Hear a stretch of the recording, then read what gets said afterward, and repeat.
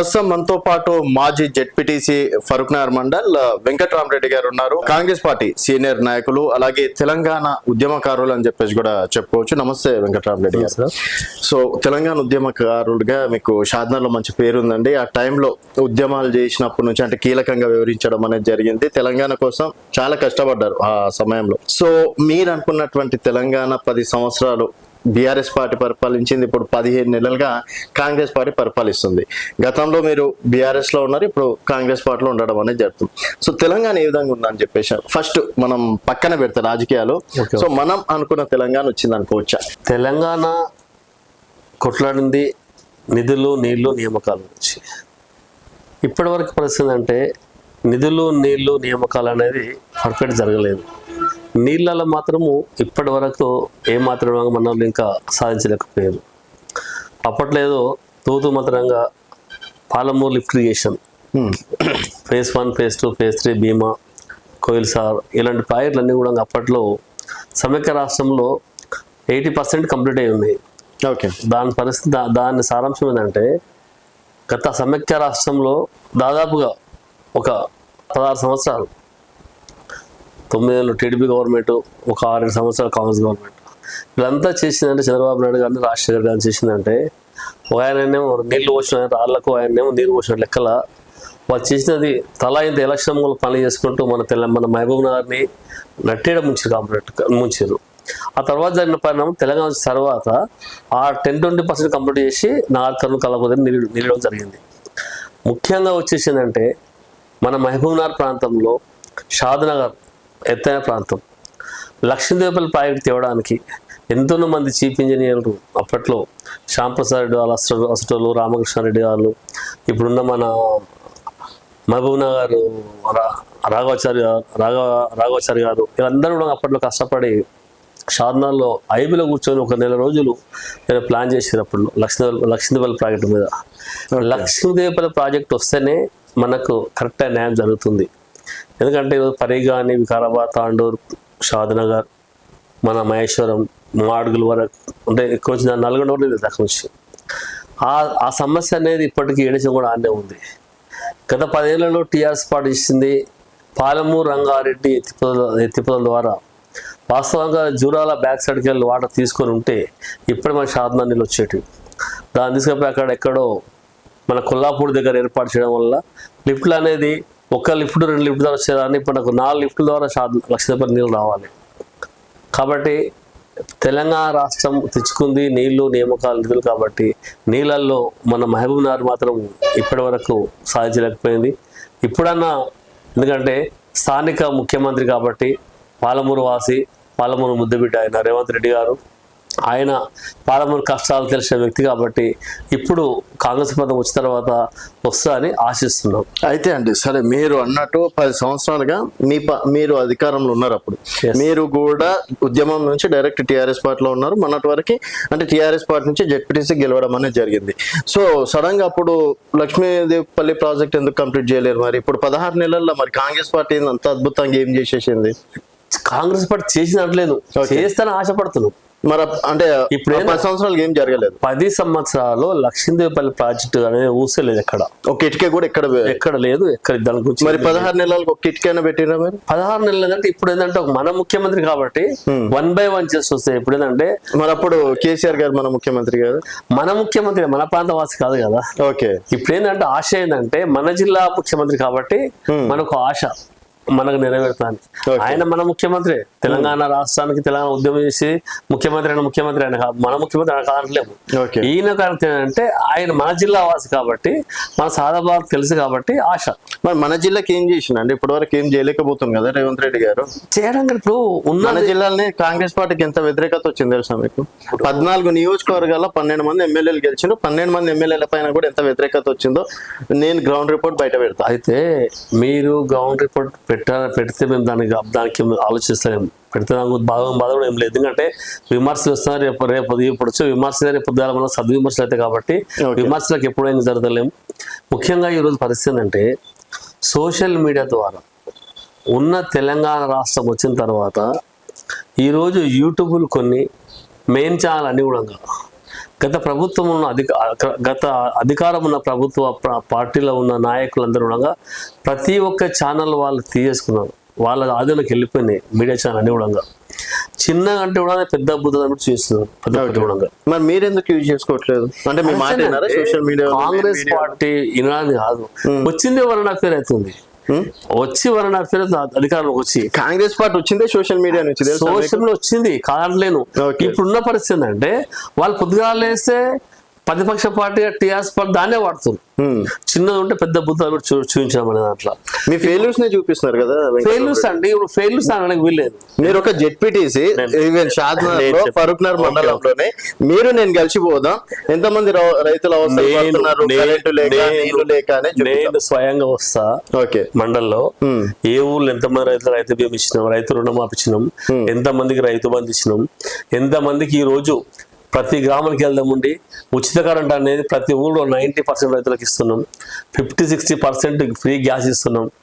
అయితే ఇవన్నీ ఇస్తున్నాం. ఓకే, అయితే ఏంటంటే వాళ్ళు ఏం చేస్తున్నారంటే 100% ఇచ్చినావా, మొత్తం ఇచ్చినావా అని మాట్లాడుతారు. అదొకటే పట్టుకుని వాళ్ళు. ఇలా టీఆర్ఎస్ అంటే మొత్తం ఇవ్వలేదు. గతంలో టీఆర్ఎస్ పార్టీ చేసిన మేనిఫెస్టోలో ఉన్న అన్ని కూడా అమలు చేసి రాళ్ళు చేయలే కదా.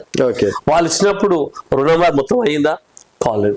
ఓన్లీ షాద్నగర్ కాన్స్టిట్యున్సీలో రుణమాఫీ చేసే వాళ్ళు గతంలో ఫస్ట్ రుణమాఫీ చేసినప్పుడు ఏమైందంటే చారణ బారాన ఆట అనుకుంటా 4 సార్లు ఇచ్చారు, అది మిత్తికే పోయింది.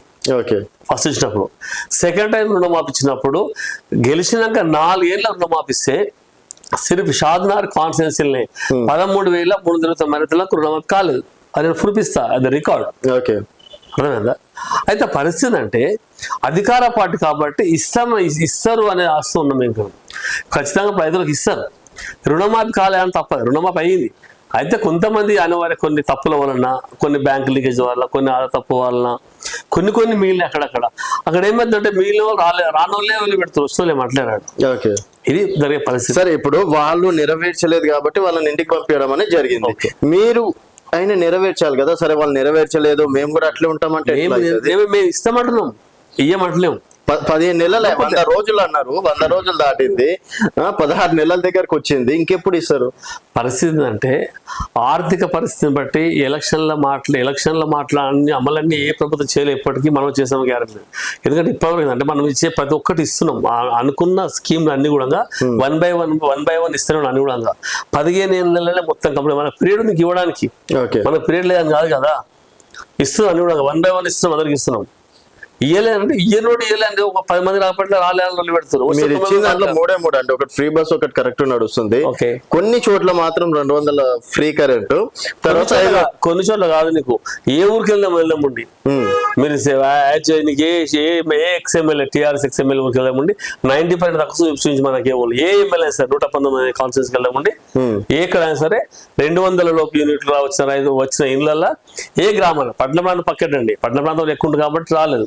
గ్రామీణ ప్రాంతంలో ఏ ఎమ్మెల్యే సరే నీకు మహబూబ్నగర్లో ఉన్న 14 మంది ఎమ్మెల్యే సొంత ఊళ్ళకి వెళ్ళామండి. ఒకదాని కాదు, ఆ ఊళ్ళో వస్తానని చూపిస్తాం కరెంటు 200 లోపు 90% వాళ్ళకి. ఎందుకంటే చాలా మంది మీరు ఆలోచించవచ్చు, ఊళ్ళో 50-60 యూనిట్లలో చాలా మంది ఉంటారు రైతు కుటుంబాలు కాబట్టి నీకు 700 యూనిట్లు. మరి ఎందుకు జనాలు రేవంత్ రెడ్డి గారిని కావచ్చు కాంగ్రెస్ పార్టీని అంతా తిడుతున్నారు సోషల్ మీడియాలో? అంటే జనాలకు అనేది కేసీఆర్ అనే వ్యక్తి ఫ్రీ అమౌంట్ అలవాటు చేసిండు. ఆ ఫ్రీ అమౌంట్ అలవాటు ఏమందంటే ఆ రైతు బంధు టైం చేయడం అనేది ఇచ్చినాకంటే మాకు వచ్చేసి అంటారు. అదే టీఆర్ఎస్ పార్టీ ఇచ్చిన దాంట్లో రైతు బందే ఇచ్చారు, మిగతా బంద్ చేసారు. అది రైతులు గమనిస్తలేరు. రైతులని తప్పుదో పట్టింది టీఆర్ఎస్ పార్టీ.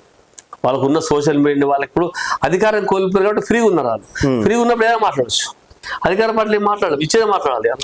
ఈ రోజు రైతుకు 2014 నుంచి 2018 వరకు 10 సంవత్సరాల కాలంలో 10 సంవత్సరాలు మన 20 వరకు 10 సంవత్సరాలు 2 సార్లు అధికారంలోకి వస్తే రైతులకు మ్యాక్సిమం మన దగ్గర తెలంగాణ ప్రాంతం కావచ్చు, మన మహబూబ్నగర్ ఇంపార్ట్ తీసుకుంటే ఎత్తైన ప్రాంతం కాబట్టి మన వాటర్ లెవెల్ తక్కువ కాబట్టి మన దగ్గర ఖచ్చితంగా రైతుకు ట్రిప్ ఉంటేనే రైతు పంటలు పంతాయి, బెల్ల పంట. కాబట్టి నీకు 2014లో ఒక 1 year అప్పుడు డ్రిప్ ఇచ్చిన పాపన పోలే TRS party.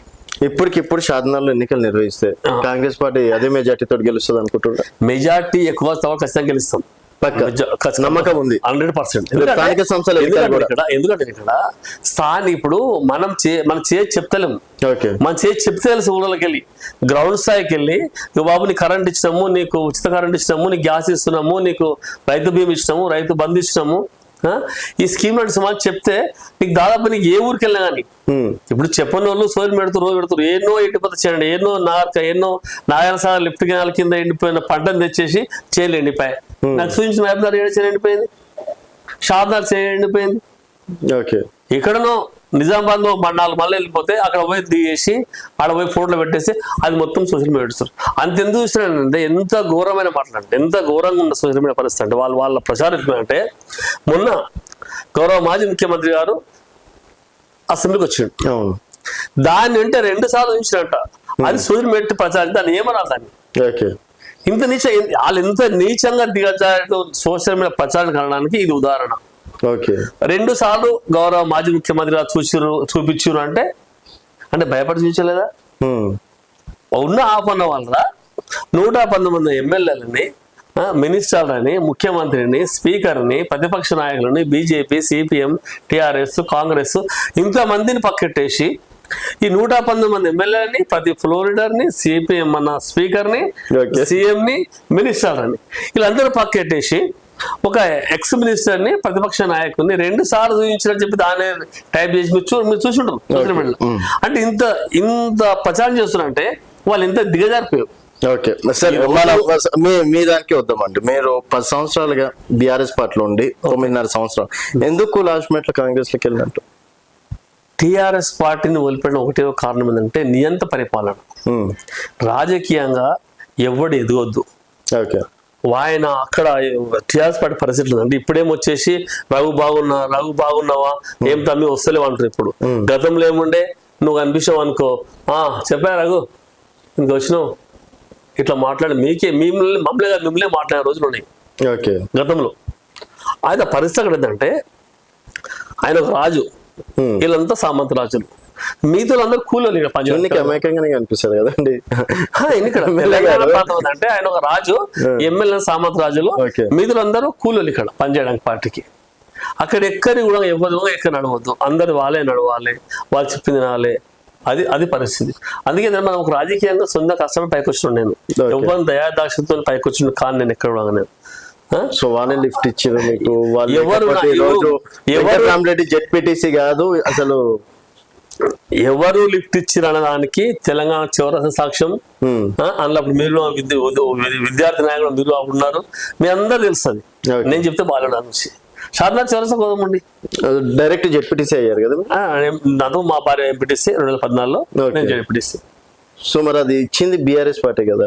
BRS party B form ఇచ్చింది. 2014లో పోటీ చేసిన ధైర్యం కూడా చేసిండు ఎంపీటీసీకి. 17 పోటీ 3 గెలిచాం కదా. ఓకే, సో మీదే క్రెడిట్ అంటారా? పార్టీ క్రెడిట్ కూడా ఏమైనా ఉందంటారు? పార్టీ క్రెడిట్ లేదంటే పార్టీలో పని అందరు పనిచేస్తే పార్టీ క్రెడిట్ వస్తుంది కదా. పార్టీ సొంతం క్రెడిట్ రాదు కదా. ఇలా వెంకటరామరెడ్డి రోల్ నిలబడినాడు, అందరు నవ్వు కూడా వేరు తెలంగాణ ఉద్యమ టైంలో. అట్లా వెంకటరామరెడ్డి ఇంక మళ్ళీ పోలేగా. వెంకటరామరెడ్డి క్రెడిట్ ఉట్టి రాలే కదా. ఏమైనా ఆఫర్ ఇచ్చిందా లేకపోతే అధికార పార్టీ వాళ్ళు రేపు నాడు ఇంకేదో ఇస్తాం? అధికార పార్టీకి మనం ఎలాంటి ఆశ పెట్టుకుని పార్టీ మారలేదు అక్కడ. మనకు వాళ్ళ వ్యవస్థ నచ్చక, వాళ్ళ వ్యవహారాలు నచ్చక, రాజకీయంగా వాళ్ళది ఏంటంటే వాళ్ళు సాధనగాలు కాదు, ఎక్కడో రాజకీయ మాట్లాడలేకపోదు. ఎక్కడదండి ఎక్కడ ఉంటుందండి ఫోన్ ట్యాపింగ్ అనేది చరిత్రలో. ఫోన్ ట్యాపింగ్ దిగబడతారు, ఏదో వేరే దేశాలకు వెళ్ళి వచ్చే ఇన్ఫార్మర్ వాడుకోవడానికి అక్కడ ఉన్న గూఢాచార వ్యవస్థ అంటే మీరు పార్టీ మారినప్పుడు అప్పుడు ఫోన్ ట్యాపింగ్ వ్యవస్థ అనేది లేకుండే కదా. ఉండే అప్పటికే ఉంది. ఫోన్ ట్యాప్ ఉంది కాబట్టి అందరు భయపడి కూర్చురు. ఎవరేం మాట్లాడారండి, ఏ నాయకుడు మాట్లాడండి. కనీసము టిఆర్ఎస్ పార్టీలో మన పక్కెడదామన్నాండి, ఏ మినిస్టర్ వచ్చి ఒక 10 లక్షల వరకు మాట ఇచ్చిన పాపన పోయిరా. ఓకే, లేని శాతం ఎంత డెవలప్ అయింది. మినిస్టర్ వచ్చినప్పుడు ఒక మినిస్టర్ వచ్చినట్టే నాలో ఆశపడతాడు, అరే మినిస్టర్ వచ్చింది కదా పని వస్తుందని. ఆ మినిస్టర్ వచ్చిన లెటర్ ఇస్తే ఇప్పుడు శాంక్షన్ సంఘం పెట్టి ఇచ్చిరా అంటే అన్ని కూడా ఆడికెళ్ళి రావాలి. వాళ్ళు ఇస్తేనే తీసుకోవాలి. డెవలప్మెంట్ అది షాద్నగర్ డెవలప్మెంట్, తెలంగాణ డెవలప్మెంట్ మర్చిపోవాలి. ఎందుకంటే తెలంగాణ డెవలప్మెంట్ అయితే లేదు. తెలంగాణ వెనుకబడి ఆంధ్రలోనే కొట్లాడి తెలంగాణ తెచ్చుకున్నాం. ఆ గతంలో 50 ఏళ్ళు తెలంగాణ అభివృద్ధి కావాలని కాబట్టే తెలంగాణ తెచ్చుకున్నాం. సో నా పాయింట్ ఏంటంటే షాద్నగర్ డెవలప్ అయిందా కాలేదా? నేను షాద్నగర్ నాడు తెలంగాణ డెవలప్ అయింది, షాద్నగర్ ఒకటి కాదు. షాద్నగర్ కూడా అయింది కదా. నేను తెలంగాణ రాష్ట్రం ఉచితంగా డెవలప్ అయింది. షాద్నగర్ అయిందా లేదా? ఇప్పుడు అయితే లేదా? ఇప్పుడు పని చేస్తా షాద్నగర్ అయిందా లేదా? ఇప్పుడు అయితే లేదా? 10 సంవత్సరాలుగా అయిందా లేదా అన్నది తెలంగాణ వచ్చినాక కాకముందా? తెలంగాణ వచ్చినాకనే అయిపోయి తెలంగాణ వచ్చిన తెలంగాణ మొత్తం డెవలప్ అయింది. అందులో షాద్నగర్ ఒకటి అని షాద్నగర్ తెలంగాణ ఉంది కదా. ఎమ్మెల్యే క్రెడిట్ ఇయ్యారు. ఎమ్మెల్యే క్రెడిట్ అంటే మినిస్టర్ల క్రెడిట్ ఎమ్మెల్యే క్రెడిట్ ఉంటాడా? సైడ్ అయితే ముఖ్యమంత్రి కలిస్తే పని 100 ఏళ్ళు ఓకే. ముఖ్యమంత్రి గేట్ కాబట్టి పనిచేయలేదు. సో ఇక్కడ ఎమ్మెల్యే గారికి మీరు క్రెడిట్ ఇస్తారా లేదా? ఎమ్మెల్యే గారు అంటే ఎక్కడ మినిస్టర్లకి వెళ్ళినప్పుడు ఎమ్మెల్యే గారికి క్రెడిట్ పార్టీలా మినిస్టర్కే లేదంటారు. లేదండి ఏమి ఇస్తాం నాకు 10 లక్షలు. మరి ఇప్పుడు ఈ షాద్నగర్ డెవలప్మెంట్ కారణము డైరెక్ట్ కేసీఆర్ అని చెప్తామా కేటీఆర్ అని చెప్తామా? ఎవరు ఎమ్మెల్యే ఉన్నా కానీ ఆయన ఉండవేయడం లెక్కడ ఆయన ఇస్తారు అన్ని. ఇప్పుడు నీకు ఎక్కడో ఉన్న మారుమూల ప్రాంతం డెవలప్ అయింది. షాద్నగర్ ఒకటే కాదు నీకు. ఓకే. షాద్నగర్ క్రెడిట్ ఎవరికి ఇద్దాం? నీకు ఆ క్రెడిట్ ఎవరికి ఇద్దాం? క్రెడిట్ అని ఇప్పుడు తెలంగాణ రాష్ట్రం వచ్చినాక డెవలప్ అయింది. నేను అదే అంటున్నాను అండి. ఆ క్రెడిట్ కేసీఆర్ కి ఇద్దామా కేటీఆర్ కి ఇద్దామా? ఇది లోకల్. ఇప్పుడు అధికార పార్టీ కేసీఆర్ అధికార పార్టీ ఉన్న సక్సెస్ఫుల్ ముఖ్యమంత్రి అనుకోవచ్చు. అధికార పార్టీ ఉన్నప్పుడు వాళ్ళు డెవలప్ చేయాల్సిందే. ఏ ఎమ్మెల్యే చేయాల్సిందే. అందరితో ఆయన బాధ్యత ఎమ్మెల్యే చేసిండు, చేయాలనలేము. ఎమ్మెల్యే చేయాల్సిందే. ఎమ్మెల్యేని గెలిపిస్తాం, డెవలప్మెంట్ గెలిపిస్తాం కదా. అంతే కదా. అంతకుముందు ఎమ్మెల్యే లేకురా ఉన్నారు కదా. వాళ్ళు ఎదురు డెవలప్ చేయలేదు. సమైక్య రాష్ట్రంలో డెవలప్ చేయలేకపోయారు. ఓకే. కొట్టలేదు. అందుకే కదా పనులన్నీ ఖరాబ్ చేసుకోరు, కొట్టలేము కదా.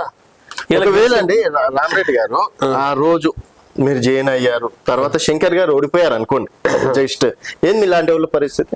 ఇక్కడ మేము ఆ రోజు వచ్చినాడు ఏమంటారు కదా, అధికార పార్టీ నిలబెట్టి ప్రతిపక్షాలకు వచ్చినాం.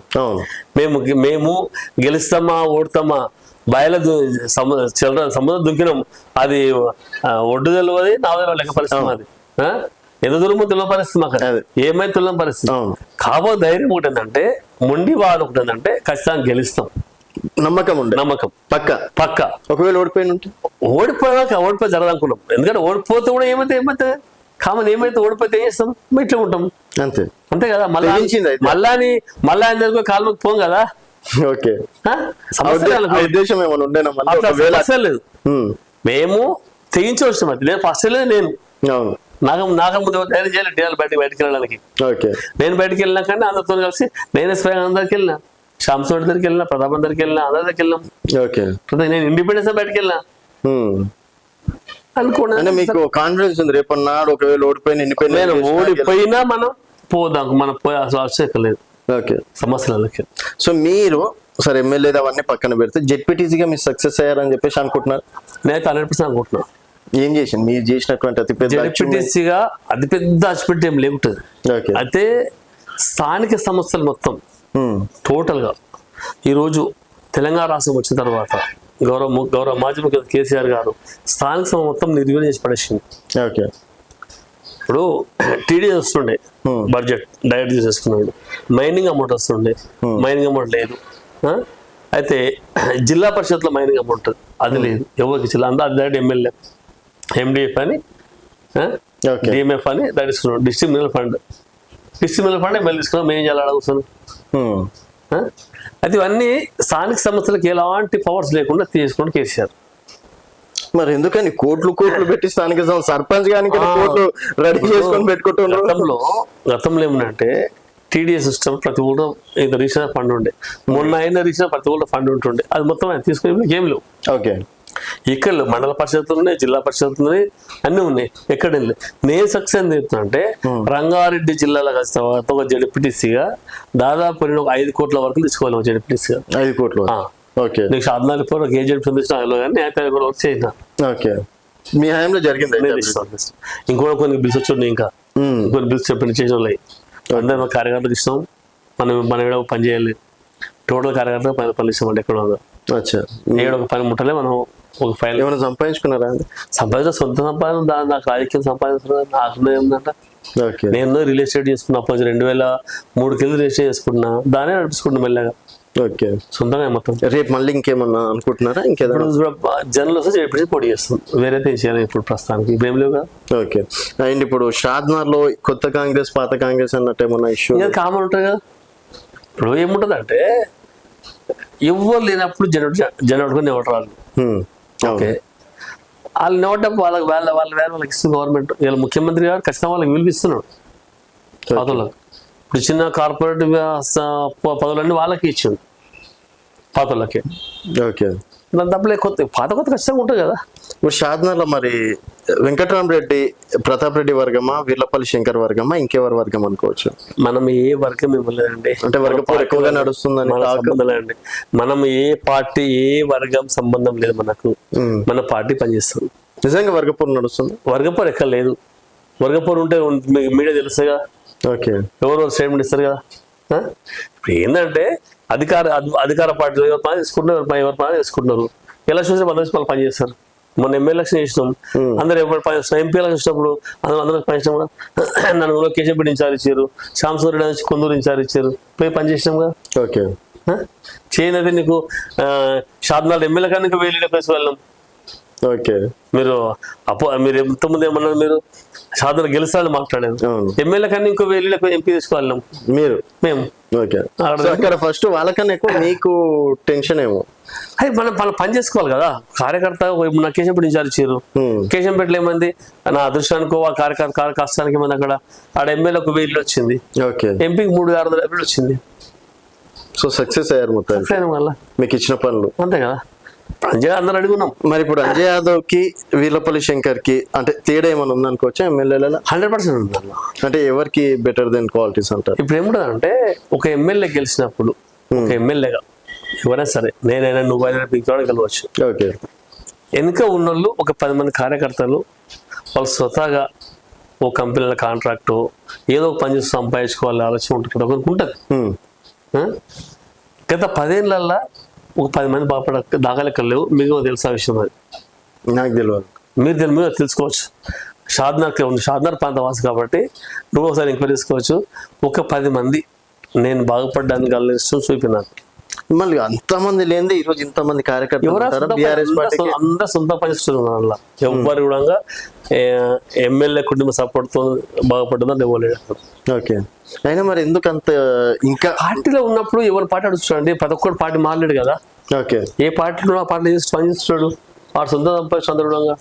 అందరు సొంత సంపాదించుకున్నారు, ఎవరు ఆశపడలు ఇవ్వలేరు. సో ఛాలెంజ్ వదులుతున్నారు. అయితే ఛాలెంజ్ వదులుతున్నారు అంటున్నా. కంపల్సరీ కదా, పక్క ఆ కాన్ఫిడెన్స్ మీకు ఉంది? ఖచ్చితంగా చూసుకోవాలి. లోకల్ పార్టీ మీరు గెలుస్తారని నమ్మకం ఉంది. ఇంకా ఇంత వ్యతిరేకత వచ్చినా కూడా వ్యతిరేకత అనేది మన గ్రౌండ్లోకి వెళ్తే తెలుసండి. మనం గ్రౌండ్లోకి వెళ్తలేము. అక్కడ ఏంటంటే అధికార పార్టీ కాబట్టి చూసి మాట్లాడుస్తుంది, ప్రతిపక్ష పార్టీ ఏదైనా మాట్లాడచ్చు, అధికార పార్టీ చూసి మాట్లాడచ్చు. కాబట్టి గ్రౌండ్ స్థాయికి పార్టీ ఆదేశాలు ఇస్తుంది. ఇప్పుడు ఖచ్చితంగా కూడా చెప్పమని అది ఇప్పుడు అధికార పార్టీలో పార్టీ ఆదేశాల ప్రకారం పోవాల్సి వస్తుంది. కాంగ్రెస్ పార్టీ ఇప్పుడు ఎన్నికలకు వెళ్తే ఓడిపోయే అవకాశం ఉంది కాబట్టి వెళ్ళట్లేదు అని ఇంటెలిజెంట్ రిపోర్ట్స్ వచ్చినాయి. టాక్ అండి, బయట టాక్. ఇంటెలిజెంట్ రిపోర్ట్ వచ్చిందా? అది వచ్చాను. ఇంటెలిజెంట్ ఇప్పుడు మొన్న ఏమైంది పరిస్థితి, మొన్న ఆపడానికి కారణం ఏంది? బీసీ గారిని కంప్లీట్ కాలే కాబట్టి ఎలక్షన్ ఆపడం జరిగింది. ఓకే, వేరే ఒకటి వెళ్ళండి అనలేదు. ఇవన్నీ ఏంటంటే ఇవాళ సంక్షేమ పథకాలు అన్ని గ్రౌండ్లోకి వెళ్తలేమని కాదు. ఇవన్నీ గ్రౌండ్లోకి వెళ్తే వీళ్ళకి ఏడ మంచి పేరు వస్తుందని వాళ్ళు దుష్ప్రచారం తప్ప ఇంకోటి అందులోకి వచ్చింది, ఇంకోటి నెల. సో చాలా కాన్ఫిడెన్స్ గా అయితే చెప్తున్నారు. 100% దాని ఇబ్బంది లేదు ఇక్కడ. అంతేందుకండి ఇప్పుడు ఇందిరా మిల్లు ఇస్తున్నాం, 15 ఇల్లు ఇచ్చారు లాస్ట్ గవర్నమెంట్ లో. మీరు కూడా ఉన్నారు శంకుస్థాపన చేసిన రోజు. మరి వాళ్ళకి ఎవరికి ఇవ్వలేదా ఇందిరమ్మ ఇల్లు? ఏమున్నాయి ఏడిచ్చినా డబుల్ బెడ్రూమ్ ఏడిచ్చినా. ఓకే, మరి అవే కదా ఇప్పుడు మీరు ఇందిరమ్మ ఇల్లు అని చెప్పేసి గత ప్రభుత్వం కట్టించిన ఇళ్ళనే మీరు ఇస్తున్నారు. మా ఇంట్లో ఇప్పుడు పంచలేదు ఇంకా, అవి అక్కడనే ఉన్నాయి. ఎందుకు అంటే రాజకీయ అవి అసంపూర్తిగా ఉన్నాయి. డ్రైనేజ్ లేదు, సీసీ రోడ్ లేదు, కరెంట్ ఫిట్టింగ్ లేదు, డోర్స్ లేవు. ఇవి అవన్నీ పెట్టి చేయాలి దానికి. ఇప్పుడు అవన్నీ పెట్టి చేయాలి. ఇంకోటి ఏంటంటే అప్పట్లో వాళ్ళు ఒక లిస్ట్ తయారు చేశారు. ఆ లిస్ట్ లో కొన్ని పేర్లు ఉన్నోళ్ళకి ఉంది. అంటే కొంతమంది బీదోళ్ళకి ఇప్పుడు అందులో ఉన్న రెడీ ఉన్నాం. కొంతమందికి నాన్ లోకల్లోకి ఇచ్చారని ఒకటి, కొంతమందికి ఉన్నోళ్ళు కూడా ఇచ్చారు అభియోగంతో ఆపడం జరిగింది. దానికి ఏంటంటే దానికి మళ్ళీ అమౌంట్ పెట్టాలి. దానికి ఒక్కొక్క క్వార్టర్కి ₹1,00,000 పెడితే ఇవ్వగలుగుతామని. ఇంకా 3 లక్షలు 5 లక్షలు ఇచ్చే బదులు దాన్ని లక్ష చేసి మంచిగా చేసి ఇప్పుడు ప్రజా సొమ్ముని నిర్వీర్యం చేసుకోవచ్చు. మేము కరెక్ట్ చేస్తున్నాం. ఇప్పుడు ఏంటంటే ఓన్లీ ఇది పట్టణ ప్రాంతంలో ఉంది, గ్రామీణ స్థాయిలో లేవు కదా. మన గ్రామీణ స్థాయిలో ఇల్లు ఇచ్చుకోవాలి కదా, అవును. అవి ఇచ్చినాక ఇవి బడ్జెట్ బట్టి చేస్తారు. అలాగే మొన్ననే మీరు చూసారు, కలెక్టర్ గారు వచ్చి అంత ఎంక్వైరీస్ నడుస్తుంది ప్రోగ్రామ్. అది ఏ బడ్జెట్ ఉందో చూడమని చెప్పి కలెక్టర్ గారు డైరెక్ట్ వచ్చి ఇక్కడ వచ్చి డబుల్ బెడ్రూమ్ వచ్చి ఎమ్మెల్యే గారు కలెక్టర్ దగ్గరకు వచ్చి వచ్చి దాని వచ్చి అందరు అధికారులు చెప్పాడు దీని రేపు స్థానిక సంస్థల ఎన్నికల్లో వెళ్తే ఎక్కడ మా 2,500 రూపాయలు, ఎక్కడ మా తులం బంగారం, ఎక్కడ మా స్కూటీలు అవి, ఎక్కడ మాకు చేస్తున్నటువంటి హామీలు, బీసీ కుల గణన కావచ్చు, ఎస్సీ వర్గీకరణ కావచ్చు, తర్వాత ముస్లిం వర్గీకరణ కావచ్చు, మైనార్టీ వర్గీకరణ కావచ్చు ఇచ్చారు. బీసీ వర్గీకరణ, బీసీ గణన, మైనార్టీలకు కూడా చాలా హామీలు ఇవ్వడం అనేది జరిగింది. తర్వాత యూత్ డిక్లరేషన్ కావచ్చు, మహిళా డిక్లరేషన్ కావచ్చు, 400 హామీలు ఇచ్చిండండి, ఒకటి కాదు రెండు కాదు. ఇప్పుడు హామీలను చూసి టెంప్టైజ్ జనాలు మీకు ఓట్లు ఇచ్చిండ్రు, అంతేగాని కాంగ్రెస్ పార్టీ అంటే ఇంకేదో చేస్తుందని ఒకటి టెంప్టైజ్ జనాలు ఇస్తే 119 గెలవాలి, 119 గెలవలే కదా, 65 గెలిచాం కదా. టెంప్టైజ్ జనాలు మొత్తం మాకు ఓట్లు వేస్తే 65 గెలుస్తామండి. అంటే ఆడ వరకు వచ్చింది కేవలం హామీలు చూసేస్తే మొత్తం మాకే ఓట్లు వేయాలి. 119 గెలవాలి, ఓకే, 65 గెలిచాం కదా. అవన్నీ ఇచ్చిండ్రు అంటున్నా నేను. జనాలు మీ హామీలు 2,000 నుంచి 4,000 ఇస్తా అన్నారు, 10,000 నుంచి 15,000 ఇస్తా అన్నారు. ఏదైనా కానీ ఇప్పుడు మనకి ఇక్కడ టైం ఉంది, ఓకే, మనం 1 by 1 కొన్ని ఇస్తున్నాం, అవి కూడా ఇస్తాం, ఇయ్యమని కాదు. అన్ని కూడా ఖజానా పైసలే లేవంటున్నారు. పైసలు ఉన్నా అవే, అందుకే చెప్తున్నా మెల్లమెల్ల పైసలు మెల్లమెల్ల సరుకుతున్నమాట. ఓకే, కొంచెం అప్పులు తగ్గించుకోవాల్సి వస్తే సరుకుతుంది, అంత మెల్లమెల్లగా ఉన్నా సరుకుతున్నారు అక్కడ. 1 by 1 ఇస్తూనే ఉన్నాం, ఇవ్వకపోతే ఆలోచన. సరే, మీరు కూడా చాలా సీనియర్ రాజకీయ నాయకులే. శంకర్ గారు వర్క్ ఎట్లా ఉంది అనుకోవచ్చు మీ ఎమ్మెల్యే గారి? అంటే మీరు అంజయ్ యాదవ్ గారు వర్క్ చూసినారు, శంకర్ దగ్గర కూడా చేస్తున్నారు. వర్క్ ఫాస్ట్ గా ఉంది. వర్క్ ఆయన పొద్దుగాలు వేస్తే ఆయన ఇప్పుడు చేసిన వర్క్ల కాడికి అన్నిలో వర్క్ లో ఇక్కడ ఇంకా ముందు ఆలోచన లేదు. ఇప్పుడు ఇంటర్మీడియట్ స్కూల్ తీసుకున్నాడు, ఓకే, అందరితో ఆయన వాస్తవానికి ఆ రోజు ఖచ్చితంగా వెనుకబడి కాబట్టి అలా అప్పుడు ఊంపు చేయగలం, దానికి ఇప్పుడు ఆల్రెడీ బడ్జెట్ రిలీజ్ కాగలేదు. అంటే వర్క్ చేస్తే పొద్దుగాలు వేసి నేను కూర్చున్నాడు ఎమ్మెల్యే, పొద్దుగాలు వస్తున్నాడు, క్యాంప్ ఆఫీస్ వస్తున్నాడు, ఆయన పనుల కార్యకర్త కాలుస్తున్నాడు, మళ్ళీ సెక్రటరీకి వెళ్తున్నాడు, ఆయన పనులు చేసుకుంటున్నాడు. ఇలా అన్ని వర్క్లు వస్తున్నాయి. ఇప్పుడు ఆల్రెడీ మనకి ఇప్పుడు పరిగిరుడు 4 లైన్ రోడ్ ఒకే అవుతుంది, పాత ఆయన మళ్ళీ బిల్స్ ఇస్తున్నాడు. కాంట్రాక్టర్లు అందరూ ముందుకేసి కూర్చుంటే కాంట్రాక్టర్ పాత బిల్లు ఇచ్చి కొత్త పనులు చేయించుకుంటున్నాడు. అదే పెద్ద టాస్కే కదా. చేసిన మేము చేసిన పనులు అయిపోయింది. వాళ్ళకి ఇప్పుడు అంతెందుకు కొత్తూరుకి వెళ్ళి షాద్నార్ రోడ్డు చేయించారు, గత ఎమ్మెల్యే గారు చేయించిండు, ఓకే. కానీ అక్కడ పరిస్థితి ఏమైంది, ఆయనకు డబ్బులు రాలేదని పని ఆపెట్టి ఇతర అంటే అది చేసి ఇక్కడ ఉన్న బ్యాలెన్సింగ్ రోడ్డుకు గౌరవ మాజీ ఎమ్మెల్యే గారు టెంకాయ కొట్టి పోయాడు. ఓకే, అది ఏమైంది, అక్కడ కాంట్రాక్ట్ డబ్బులు లేవని ఆపెట్టి కూర్చున్నాడు. మళ్ళీ ప్రభుత్వం వచ్చాక ఎమ్మెల్యే గారు పిలిచాడు, తయారు నా డబ్బులు లేవు, నేను చేయను, నాకు ఆ 40 కోట్లు ఇప్పిస్తే పని చేస్తా. మళ్ళీ ఎమ్మెల్యే గారిని కాబట్టి ఆ 40 కోట్లు ఇప్పిస్తేనే ఇక్కడ పని స్టార్ట్ చేసింది. కనిపిస్తుంది పొరడైతే. అంటే ఇప్పుడు అందరూ టెంకాయ కొట్టిపోయారు, పాత బిల్లు వేయలేదు, కొత్త టెంకాయ కొట్టినాం మనం. ఓకే, ప్రొసీజింగ్ ఇష్టం, ఆర్డర్ ఇచ్చినట్లయితే ప్రొసీజింగ్ ఇస్తే దాన్ని కానలేము, డబ్బులు తీయాలిగా, ఇవ్వాలి మరి. సో షాద్నగర్ బాగానే ఉంది, రేపు స్థానిక సంస్థల ఎన్నికలు వచ్చినా గెలుస్తారు, 100% గెలుస్తారు, డౌటే లేదు. డౌట్ ఎలాంటి డౌట్ కోసం లేదు, డౌట్ ప్రాసెస్.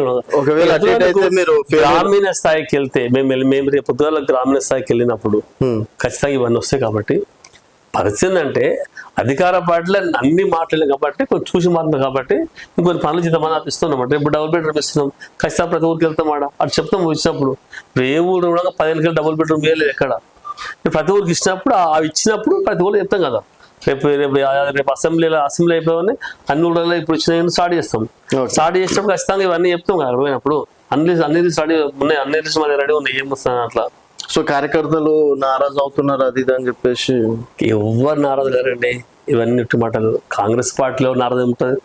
ఇప్పుడు పొద్దుగాలు వేసి ఉరికొచ్చిన వాడితేనే లెక్క కాదు కదా. నారాజు ఉంటే వాళ్ళు ఎమ్మెల్యే పడితే అంతమంది 100 మందికి వస్తారు. పొద్దుగాల 6 గంటలకు వెళ్ళి కార్యకర్తల పక్కన పెడితే దాదాపుగా మీరు కావచ్చు, ఆ టైంలో ప్రతాప్ రెడ్డి గారు కావచ్చు, తర్వాత కేశంపేట మాజీ జెడ్పీటీసీ కావచ్చు, ఇట్లా 4 జెడ్పీటీసీలు 2 జెడ్పీటీసీలు జైన్ కావడం అనేది వాళ్ళకి కరెక్ట్ ప్రిఫరెన్స్ ఇస్తున్నారు. 100% అండి. ఎమ్మెల్యే గారితో ప్రిఫరెన్స్ ఇవ్వాలి అండి, చాలా బాగుంది. గతంలో కన్నా ఇప్పుడు ఎమ్మెల్యే గారి దగ్గర మంచి ప్రయారిటీ ఉంది. ఇప్పుడు పొద్దుగా లేసి ఎమ్మెల్యే మన పక్కన కూర్చోలేడుగా. లేదు. మనం పోయినాడు మనకు విలువిస్తున్నాం లేదా అది కావాల్సింది. మనం చెప్పిన పని చేసి వచ్చేది కావాల్సింది. మాకు ఆ ఇబ్బంది లేదు. గతంలో లేకుండేనా అట్లా? గతంలో లేకుండేనా? గతం లేదంటలేము, గతంలో ఉంది. ఓకే. గతంలో ఏముంది పరిస్థితి? ఆడ ఉన్న పరిస్థితి పాడికి వాళ్ళు చెప్పింది చేయాలి. ఓకే. గతంలో పరిస్థితి గత పరిస్థితి చాలా తేడా గత పరిస్థితులకు. ఇప్పుడు ఆ ఎమ్మెల్యే గారి పరిస్థితి ఏంది? ఆయన మెత్తడికి వస్తుంది 210 ఎకరాలు వస్తుంది. ఓకే. కరస్తో దూరం ఉంటాం. నాకు ఏముంటుంది ఏం చేస్తాం తెలియదు కదా. తెలియదు.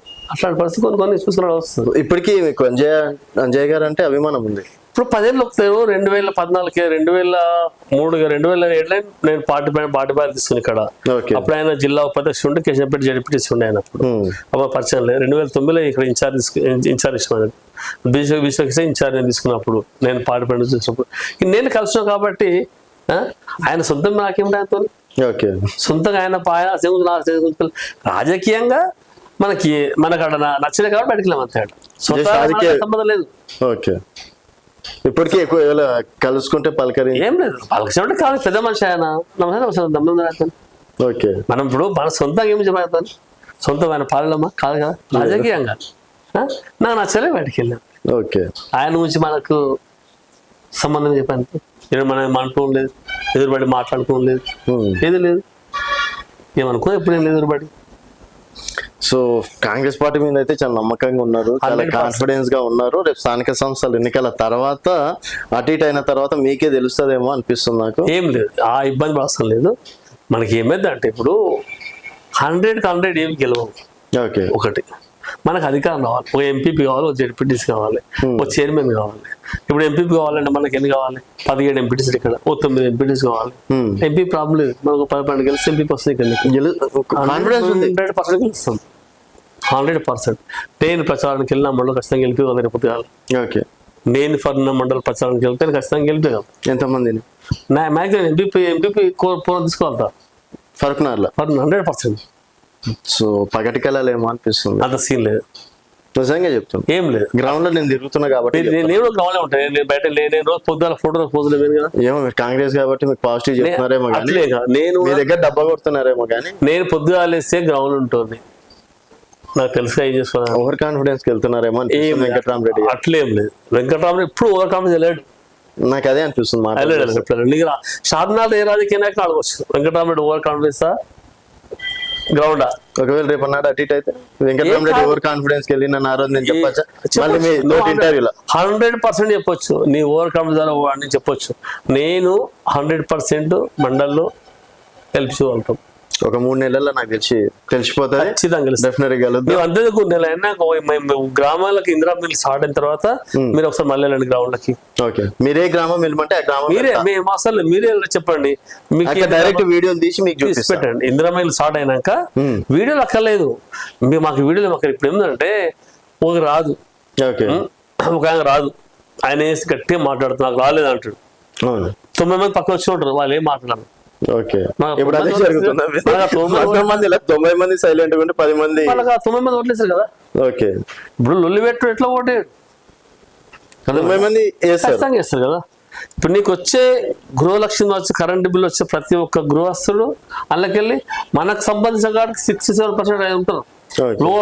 10-20% పెద్ద పెద్ద ఉండొచ్చు, లీడర్లు ఉండొచ్చు, వేరే పొలిటికల్ పార్టీ ఉండొచ్చు. వాడు ఎట్లా వేయరు, తినగానే వేయలేరు. అంతా గవర్నమెంట్ తినగానే వాళ్ళ పార్టీకి వాళ్ళు వేస్తారు. మనకైతే 67% మండలాలు ఉంటారు కదా. సో 50% గెలుస్తాం కదా. ఈజీ. నువ్వు ఏ ఊరికి వెళ్ళి 90% కరెంట్ బిల్ ఫ్రీ ఇస్తున్నాం. సరే అండి, ఇదే కాన్ఫిడెన్స్ తోటి ఉండండి. డెఫినెట్ గా చూద్దాం ఎలక్షన్స్ తర్వాత, అంటే ఎలక్షన్స్ రోజే కలుద్దాం. Okay right. మీరు చెప్పినటువంటి ఎంపీటీసీలకు కూడా మనం వాళ్ళ వెంబడి ఉండి కూడా ప్రచారం చేసి ఏందనేది మీకు చూపిస్తాం. Thank you so much. So ఇది ఫరూక్నగర్ జెడ్పీటీసీ వెంకటరామరెడ్డి గారితో స్పెషల్ చిట్ చాట్. మరొక గీస్తో మళ్ళీ కలుద్దాం. చూస్తూనే ఉండండి తెలంగాణ వెలుగు.